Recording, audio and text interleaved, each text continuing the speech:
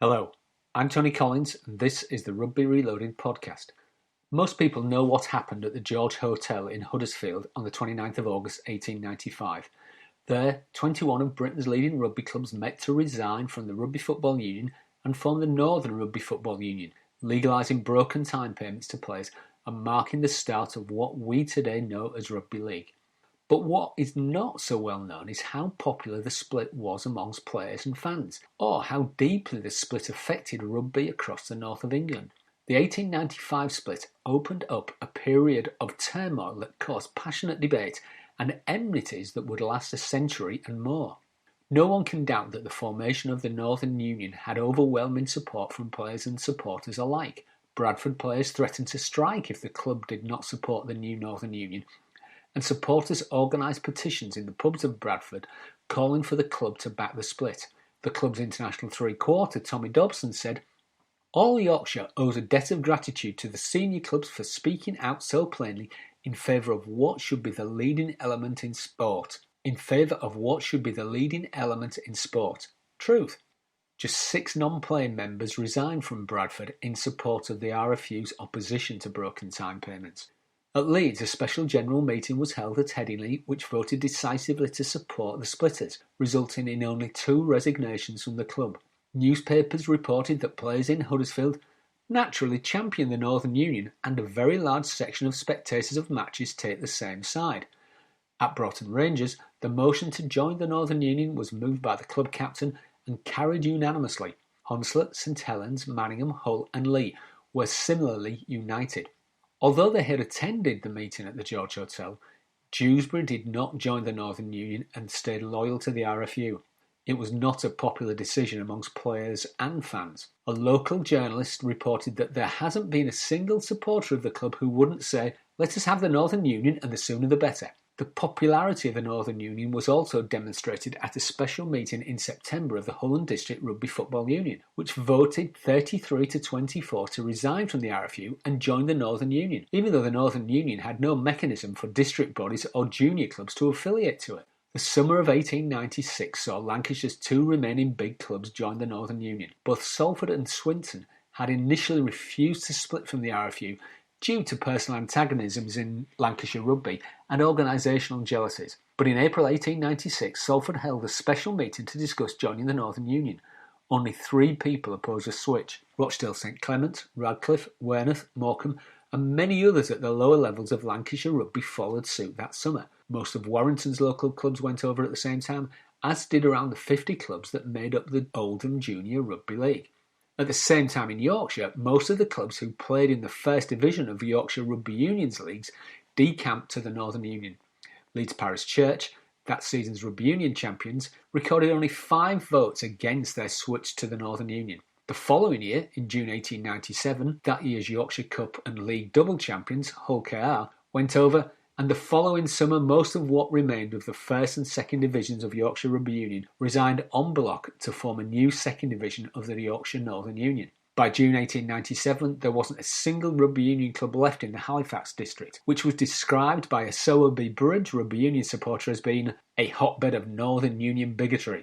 At the start of the following season, the Yorkshire Post reported that in Leeds, rugby union football is practically non-existent. The Bradford and Huddersfield district rugby unions also voted to disaffiliate from the Yorkshire Rugby Union and affiliate to the Northern Union. In 1899, Hebden Bridge, Ossett, Kirksall and Alverthorpe flew the rugby union nest, and in the summer of 1900, Keighley, Otley and Bingley decided that the interest has gone out of rugby union and joined the Northern Union. So, at its opening round in 1901, Rugby Union's Yorkshire Cup, once one of the biggest sporting contests anywhere in Britain, which had once attracted bigger crowds than the FA Cup final, and at its height had 132 clubs playing in its preliminary rounds, could only muster 11 clubs. It is also worth noting that 2 of Yorkshire's most important rugby union clubs, Morley and Otley, owe their origins to the aftermath of the split of 1895. The original Morley club joined the Northern Union in May 1987, when a majority voted to leave the RFU. 2 months later, however, supporters of the RFU formed a new club, Morley English Rugby Football Club, in order to distinguish themselves from Morley Northern Union Rugby Football Club, to which the present Rugby Union Club owes its origins. And the original Otley Rugby Club left the RFU in 1900, joined the Northern Union and played rugby league for 6 seasons before disbanding due to financial problems. The current Otley Club was founded as a rugby union club only in 1907. Up in the northwest, Barrow, the region's leading club, voted unanimously to join the Northern Union in April 1897. Ulverston, who had faced a petition raised by their fans, Millom and the rest of the clubs followed them in July. By the summer of 1897, the Lancashire Rugby Union had only 13 clubs, focused on the traditional ex-public schoolboy sides. The loss of the North West Lancashire clubs had a knock-on effect on Cumberland and Westmorland clubs, and at the start of the 1898-99 season, Athletic News commented that Rugby Union Cumberland had been reduced to an almost vanishing quality. By January 1899, there was not a single rugby union club left in West Cumberland. The near-death experience of rugby union in the north was not simply due to the Northern Union. It also owed something to the behaviour of the RFU. Immediately after the split, the RFU declared that playing for or against a Northern Union team was an act of professionalism, punishable by a life ban from rugby union. This immediately posed problems at a local level. So, for example, Beverley were left with virtually no fixtures after the clubs in the Holland District Rugby Union voted to join the Northern Union. When they played matches with Northern Union supporting clubs, the Yorkshire Rugby Union expelled them. But it wasn't just clubs that were threatened. Any player who had any contact with the Northern Union was also thrown out of rugby union. In February 1896, a white player was banned for life for travelling with Brickhouse Rangers to a match at Leigh, despite not even playing in the game. Elland had 2 players banned because one of their players had earlier played for a rugby union side against a rugby union team which contained a Northern Union player. Most bizarrely of all, in January 1898, Goole Rugby Union Club were ordered not to play a charity rugby match against a touring Little Red Riding Hood pantomime troupe because it was deemed to be an act of professionalism.